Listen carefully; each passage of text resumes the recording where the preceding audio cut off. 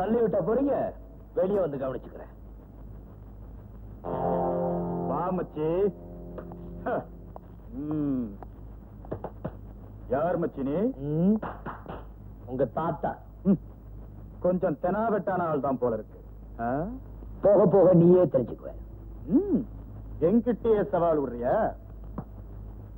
இந்த ஜகா பேரை சொன்னா இந்த ஜெயிலே நடுங்கும், தெரிஞ்சுக்க. உன் பேரை கேட்டா இந்த ஜெயில் மட்டும்தான் நடுக்கும். ஆனா இந்த கணேஷ் பேரை கேட்டா டெல்லி ஜெயிலே நடுக்கும். ஓ, அப்படி பெரிய கேடின்னு சொல்லு. கணேஷ், என்ன பகச்சுக்காத. எனக்குன்னு ஒரு படையே இருக்கு. அவங்க உன்னை கரைச்சு காத்துல பறக்க விட்டுருவாங்க, ஜாக்கிரதை. நானும் அதே தான் சொல்றேன் மச்சான். எனக்கு சொந்தமா இருக்கு. விவகாரம் வந்தா தூள் கிளப்பு. ஆனா அது வெளிப்படை. ஏன் கூட தான் இருக்க போற. நீயா நானு பாத்துருவோம். பாத்துடலாம்.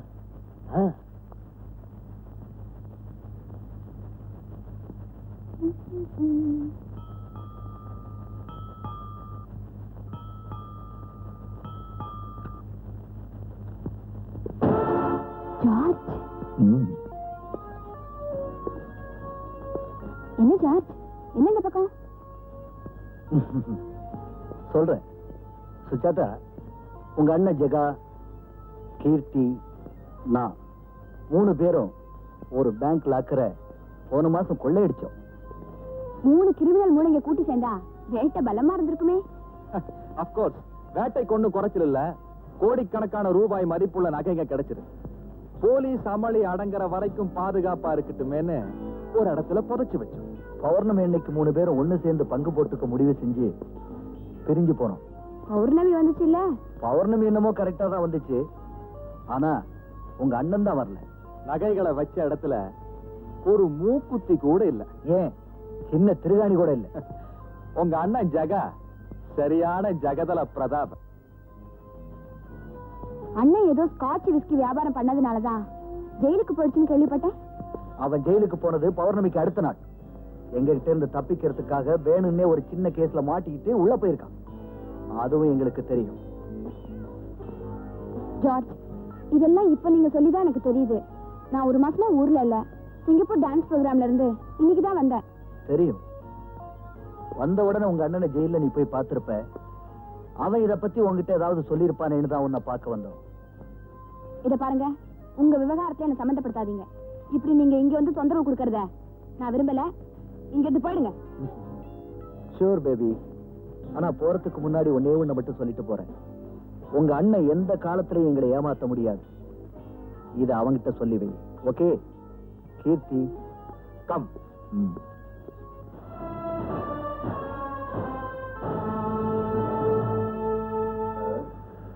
கீர்த்தி, இந்த ஜகா இப்படி ஏமாத்துவான்னு நான் நினைக்கவே இல்லையா? கவலைப்படாத ஜார்ஜ், அவன் நம்ம கிட்ட இருந்து தப்பிக்கவே முடியாது. என்ன சொல்ற? எப்ப விடுதலை ஆக போறான்னு ஜெயில் வாசல்ல இருந்து காவல் காக்க சொல்றிய? அப்படி சொன்ன எனக்கு என்ன பைத்தியமா பிடிச்சிருக்கு. நாளைக்கு அந்த ஜகா நம்ம கிட்ட வர போறான் ஜார்ஜ். ஓ, நாம 2 பேரும் அவன் போன மாதிரியே ஜெயிலுக்கு போய் அவரை அங்கேயே மடக்கலான்ற இல்ல? அதுக்கு அவசியமே இல்ல. நாளைக்கு ஜகாவை வேலூர் ஜெயிலுக்கு கொண்டு போக போறான். உண்மையா சொல்றேன். எனக்கு கிடைச்சிக்கிற இன்ஃபர்மேஷன் அதான். அதுவும் போலீஸ் வண்டிலே கொண்டு போக போறானுங்க. இப்ப ஜகா நம்ம கைக்கு வந்துட்டானுங்க, ஒத்துக்கிறியா? புரியுது கீர்த்தி. போலீஸ் வேணா வழிமறிச்சு நாம ஜகாவை கோழி குஞ்ச தூக்குற மாதிரி தூக்கிட்டு வந்துடணும். ரைட்? அப்புறம் ஜகா நம்ம கையில, நகைகள் நம்ம பையில.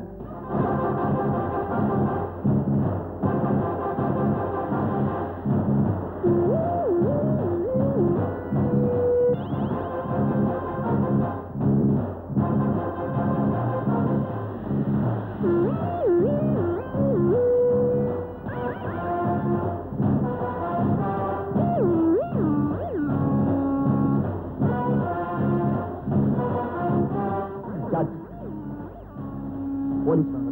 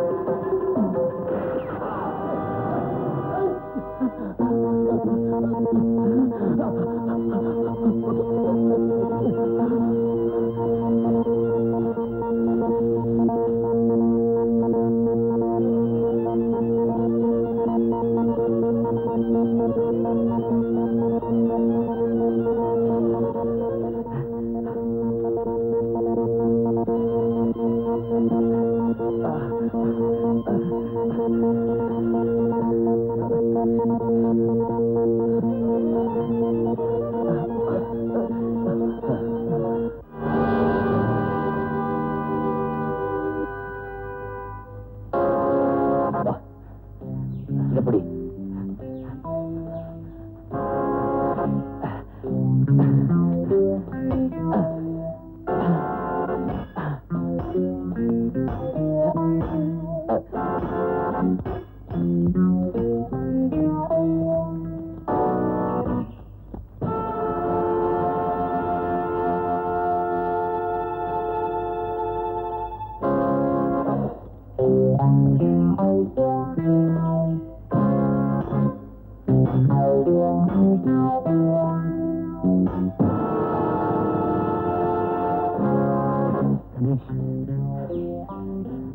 அந்த படுபாவை என் உயிரோட மாட்டாங்க. நீயும் திறந்தா இருந்தாலும் நான் உன்னை நம்புறேன். உன்கிட்ட சில உண்மைகளை சொல்றேன். ஏய், கவலைப்படாத ஜெகா. உனக்கு ஏதாவது ஆச்சுன்னா உன் தங்கச்சி சுஜாதாவுக்கு நல்ல வாழ்க்கை அமைச்சு கொடுக்க வேண்டியது என் பொறுப்பு. Thank you Ganesh, thank you. இந்த சுஜாதான்னு என் தங்கச்சி பேர் போட்ட மோதிரம் இதை அவட்ட காட்டினா உன்னை நம்புவா.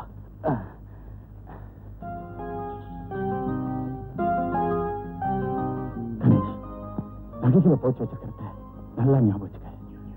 திருப்பரந்துறையில 30 கிலோமீட்டர் தாண்டதும் இடது பக்கமா ஆலடி அம்மன் ஆலயம்னு ஒரு போர்டு இருக்கு. அதை விட்டு கீழே இறங்கினதும் ஒரு பெரிய ஆலமரம் இருக்கு.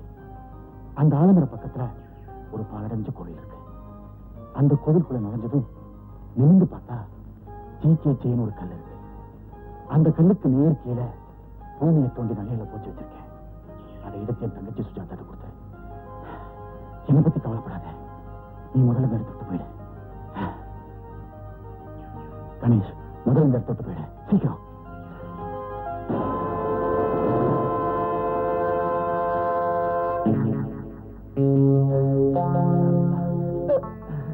ஏய் ஜெகா, நகைகள் இருக்கிற இடத்த மரியாதையா சொல்லு. என் உயிரே போனாலும் சரி, நகைகளை பத்திர ரகசியத்தை சொல்லவே மாட்டேன். கடைசி தடவையா கேட்கிறேன், சொல்ல போறியா இல்லையா? நான் சொல்றேன்.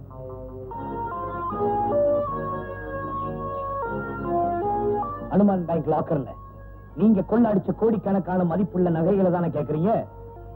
அது இருக்கிற இடம் எனக்கு தெரியும். கணேஷ், சொல்றாரு சொல்றாரு. நோ, நான் சொல்லத்தான் போறேன். நகைகளை எங்க மறைச்சு வச்சிருக்கேன் சொல்லு. கமான் சொல்லு. யாராவது ஒருத்தர் கிட்ட தான் சொல்ல முடியும். யாருகிட்ட சொல்ற? என்கிட்ட சொல்லு, என்கிட்ட சொல்லு, என்கிட்ட சொல்லு, என்கிட்ட சொல்லுப்பா. கீர்த்தி, என்கிட்ட சொல்லு. வா. மெட்ராஸ் டு மகாபலிபுரம் ரோட்ல 20வது கிலோமீட்டர்ல 20வது கிலோமீட்டர்ல ஒரு மாந்தோப்பு இருக்கு.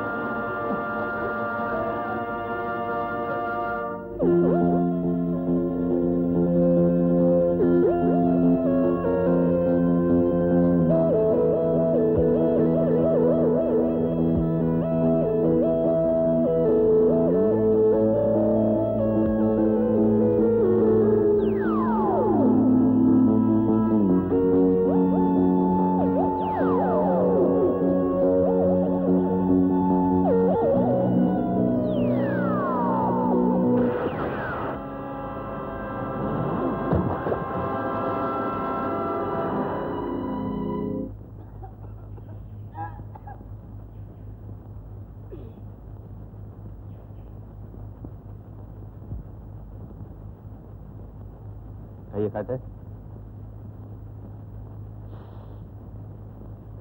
எல்லாம் சரியாயிடும். என்ன டாக்டர் கூப்பிட்டீங்களா? இந்த கோழியை வாங்கி வை. தப்பா கொண்டு போய் அங்க எடுத்து வச்சிரு. ஆமா இன்னைக்கு ஒண்ணும் வேலை இல்லையா உனக்கு? நீயே போய் கோழி கறி ஆக்கி வைப்போ. டாக்டர் வயிற்றால போறது நிறுத்துறதுக்கு நேற்று மருந்து கொடுத்தீங்க, ஆனா இப்ப அதிகமாயிடுச்சுங்க. அதான் இந்த இடத்தோட மகிமை. நீங்க வந்துட்டு போனாலே ஒரு இம்ப்ரூவ்மெண்ட். நேற்று விட நீங்க அதிகம்.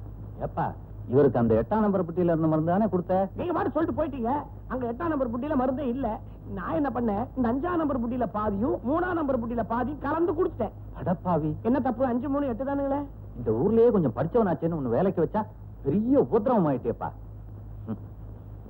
இந்தப்பா இத 3 வேலைக்கு சாப்பிடு. என்னது? இதான பாத்திரம். இல்ல நேற்று இந்த எலி கொள்றதுக்கு மருந்து வச்சிருந்தேன், அதை காணும். அது இது இல்லப்பா, நீ போயிட்டு. ஐயா நானே புதுசா காய்ச்சல் சரக்கு உங்களுக்காக கொண்டு வந்திருக்கேன். போப்பா, எதனா சொல்லி போ. டாக்டர் எனக்கு ஒரு சின்ன சந்தேகம். என்ன? நான் 24 மணி நேரம் குடிச்சுக்கிட்டு இருக்கேனே, அதை சொல்றியா? அதுதான் பழக்கமாய் போச்சே. வைத்தியம் ஒழுங்கா பாக்குறேன்ல, அதுலதான் சந்தேகமே. நீங்களும் 15 வருஷமா இதே கிராமத்துல இருக்கிறீங்க. ஆமா நீங்க என்ன உண்மையிலேயே வைத்தியர் தானா இல்ல சண்டாளா? முறைப்படி MBBS படிச்ச ஒரிஜினல் டாக்டர்ரா. ஆமா இது என்ன பெரிய விஷயம், நான் கூட தான் MBBS. ஆமா மதுரை பக்தவத்சலம் பாய்ஸ் ஸ்கூலு. பட்டணத்துல டாக்டர் நிர்மல் குமார்னா எக்ஸ்பர்ட் சர்ஜன் பேர் வாங்கினவன்டா. டாக்டர் உங்ககிட்ட ஒண்ணு கேட்டா நீங்க தப்பா நினைச்சுக்க மாட்டீங்களே? என்ன? இத்தனை வருஷமா நீங்க உங்க மனைவி கிட்ட பிரிஞ்சே இருக்க காரணம்? அசோக், அது என் தலை விதிடா. டாக்டர் ஐயா, நாங்க மீன் பிடிச்சு வரப்போ இவர் கரையில ஒழுங்கி இருந்தாருங்க, கொஞ்சம் பாருங்க. என்னது? கொஞ்சம் பாருங்க ஐயா. நாடி துடிப்பு கொஞ்சம் கொஞ்சமா அடங்கிட்டே வருது. ரொம்ப போனா இன்னொரு 1/2 மணி நேரம் தான். அது என்னமோங்க, கொண்டு போட்டுட்டோம். இவனை காப்பாத்துவீங்களோ இல்ல கால் 2 சேர்த்து வச்சு கட்டுவீங்களோ? உங்க பாடு அவன் பாடு. வாங்கப்பா வாங்க. அது என்ன கட்டத்துக்கு நூல் கொடுக்காம போறாங்கன்னு பாக்குறீங்களா? டாக்டர் எனக்கு தெரியாது, ஃபுல்லா ஏத்திக்கிட்டு யமனோட மோதி பாருங்க.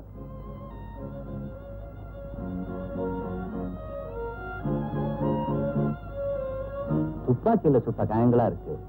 குண்டு ஆபரேஷன் பண்ணி எடுக்கணுமே. செய்யுங்க, இப்பதானே பேசிக்கிட்டீங்க மெட்ராஸ் எக்ஸ்பர்ட் சர்ஜன். சரிடா, அதுக்கு வசதிகள் வேணுமே. என்ன வசதி பண்ணி தரணும்ன்றீங்க? ரொட்டின இருக்கிற கத்தி இருக்குல்ல, இருக்கு. அடுப்புல சுடுதண்ணி இருக்குல்ல, இருக்கு. அதுல போட்டு கொண்டா. டாக்டர் அந்த கத்தி ரொட்டியை வெட்டியே ரொம்ப நாள் ஆகுது. போடா. ஏன்பா நீ வேற கரையில போய் ஒதுங்க கூடாதா?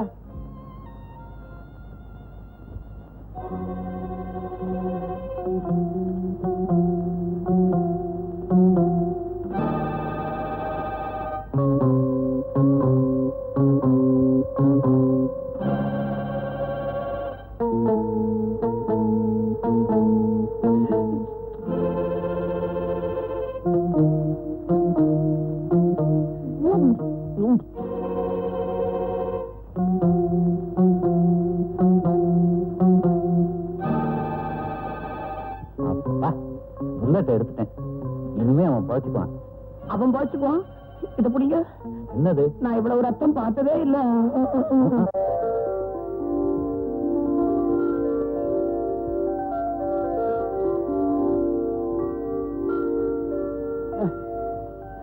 டாக்டர் டாக்டர், நம்ம ஆபரேஷன் பண்ணமே அந்த ஆளுக்கு நினைவு வந்துருச்சு. வாங்க. ஆமா.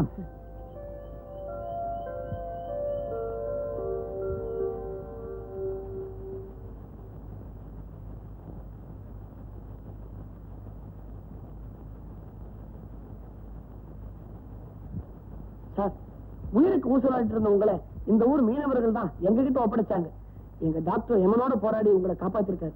Thank you doctor. ஆமா, யார் இப்படி உங்களை பயங்கரமா தாக்குனது?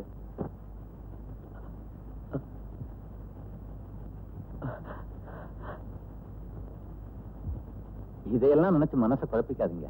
ஆமா, உங்களுக்கு இந்த நிலைமை எப்படி ஏற்பட்டுச்சு? நீங்க யாரு?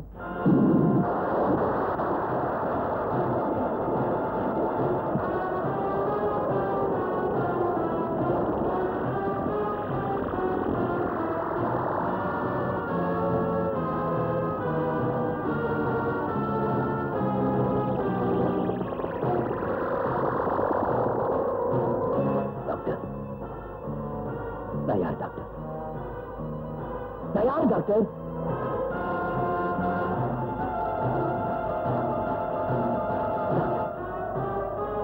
எனக்கு எதுவுமே நினைவுக்கு வர மாட்டேங்குது டாக்டர். நான் யாரு? எந்த ஊர்? என் பேர்? டாக்டர், எனக்கு ஏன் இந்த நிலைமை ஏற்படுச்சு சொல்லுங்க டாக்டர், ப்ளீஸ். டோன்ட் வரி, இது நான் எதிர்பார்த்ததான். உங்களுக்கு மூளையில பலமா அடிபட்டு இருந்துச்சு, அதனால உங்க நினைவுகளை இழந்துட்டீங்க. டாக்டர், இப்ப உங்களுக்கு நிறைய ஓய்வு தேவை. எதை பத்தியும் கவலைப்படாம நிம்மதியா தூங்க. போக போக எல்லாம் சரியாயிடும்னு நினைக்கிறேன். அசோக், கம்.